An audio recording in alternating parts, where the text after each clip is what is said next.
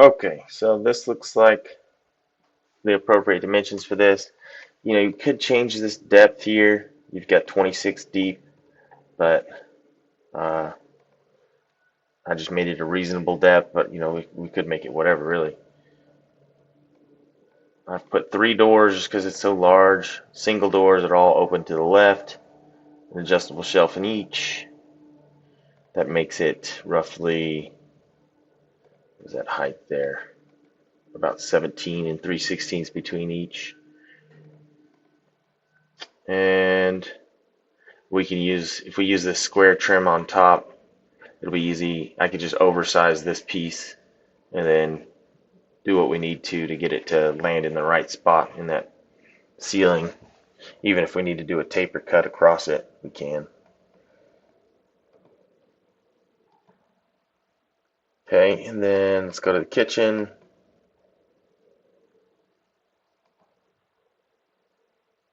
Let's see. Oh, you know what? Let me add some molding.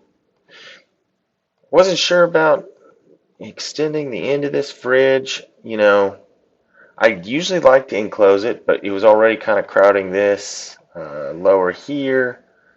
So anything we add to it is going to obviously going to remove from this cabinet here. Just let me know if that's what you end up wanting to do anyways. We still can extend this and box it in. Of course, then I'll have a seam in the plywood at some point since that's over 8 foot.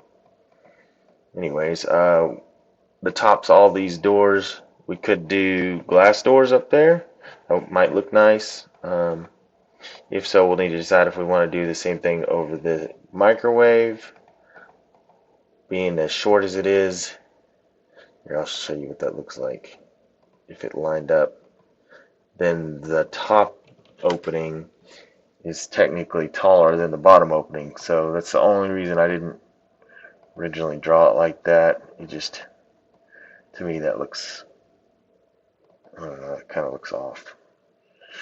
So I just did 2 doors going up. Let me go back to that. Delete and pair of doors. Okay. This corner unit, I did a 26 by 26 unit. Let me add my shelf in here. Boom. That leaves 16 and 5/8 height. Okay. I've got a dead space corner, blind corner in here. Drawers, 30-inch range. Wasn't sure how far to take this. I've actually taken it a little further than it showed on the plan. Sink here. This is assuming just an undermount sink. Kind of centered right there on those doors.